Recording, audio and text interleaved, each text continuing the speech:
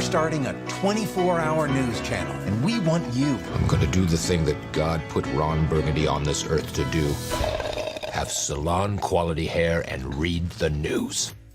It's been 9 long years since Ron Burgundy and the Channel 4 News team last graced our screens, so it's with understandable trepidation that the film's fans will approach the sequel.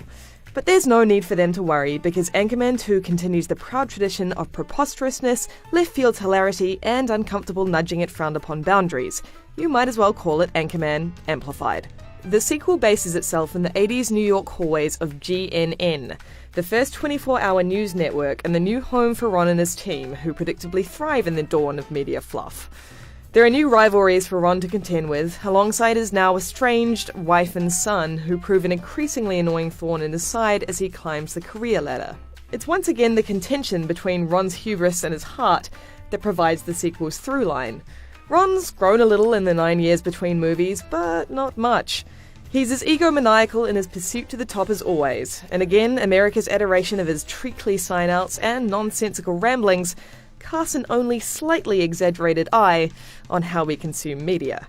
Will Ferrell, who also co-wrote the screenplay with director Adam McKay, has never been more at home wearing the tash and tie. He revels in all the Burgundyisms that we know and love, including his creative exclamations, gravitas-stripping manner of speech, and hilarious tendency to point out the obvious in bizarre situations. But importantly, that sweetness he originally imbued the character with is still there, which makes some of the film's more uncomfortable scenes, like his fumbled attempts to assimilate black culture, a little easier to swallow. And on that note, which one of you convicts with the longest record can pass me the mashed potatoes? My. Ron Burgundy is a man-child, but unlike the man-children of, say, grown-ups too, his immaturity rarely irritates and never descends into nastiness. The rest of the Channel 4 News team do a fine job against Ferrell's freewheeling main act, although all but Steve Carell's Brick are underutilised. Paul Rudd's Brian Fantana gets a couple of good bits, but his character is mostly shoehorned into old gags, while David Koechner's Champ Kine starts off strong, but fades quickly into the background. But hey, it's no big loss, as Carell's Brick has always been the favourite. And this time he gets his own romantic subplot, involving an equally hilarious Christian Wiig, whose flightiness is a great match for his unique brand of boyish insanity.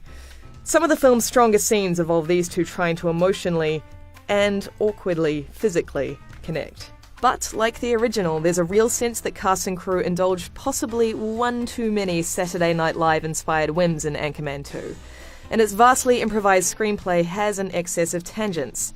Those that work brilliantly in that bizarre Anchorman way, while those that fall short lend to a feeling of excess length, and its midsection in particular feels overstuffed. Elsewhere, old jokes don't always make a welcome return.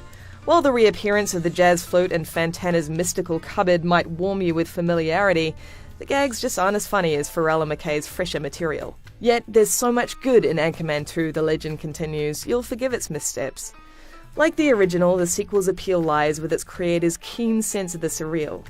Whether it's a musical ode to a shark or an extremely violent Winnebago accident involving a deep fryer, the film will leave you reeling with its abundance of creative insanity. Most importantly, it's likely you'll be dining out on quotes for days after you leave the theatre.